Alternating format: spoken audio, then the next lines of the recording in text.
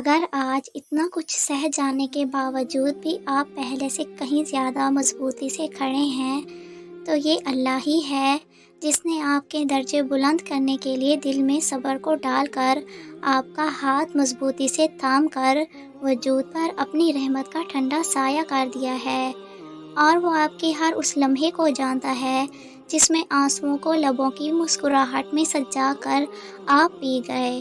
اللہ نے آپ کی آنکھوں سے چھلکنے والے ہر ایک آنسو کی گنتی سنبھال کر رکھی ہے۔ آپ یقین کامل کے ہمراہ اپنی دعاؤں پر ڈٹے رہیں، وہ تو بس آپ کے قلب میں رکھے گئے یقین کی گہرائی کو آزما رہا ہے۔ وہ آپ کے لیے مدد کے تمام دروازے کھولے گا کیونکہ اسی نے تو کھولنے ہیں، اس کے سوا اور کون الفتاح ہو سکتا ہے۔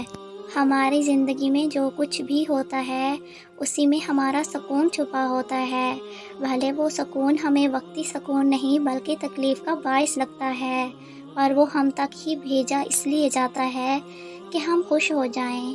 چیزیں اور انسان آپ کی زندگی کا حصہ ہوتے ہیں، پوری زندگی نہیں، اور ہمیں ہر چیز ہمیشہ اس مقام تک پہنچا جاتی ہے جہاں تک اللہ تعالیٰ کا حکم ہوتا ہے۔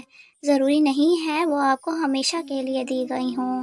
جو آزمائش کی سختیوں میں بھی اللہ سے راضی رہتے ہیں، اللہ پھر بھی انہیں راضی کرنے میں کوئی کسر نہیں چھوڑتا، اور اگر ان سے کوئی شے آزمائش کے طور پر لے بھی لیتا ہے تو آنے والے وقت میں انہیں کچھ ایسا بھی عطا کر دیتا ہے جس پر تمام مخلوق رشک کرے، اور پھر اپنے بندے کو ہر اس شے کا غم بھلا دیتا ہے جس نے اس کے دل کو کبھی زخم دیا ہو۔ اور جس اجر کے لیے آپ تیار کیے جا رہے ہیں اس اجر کے ملنے کا وقت بہت قریب ہے۔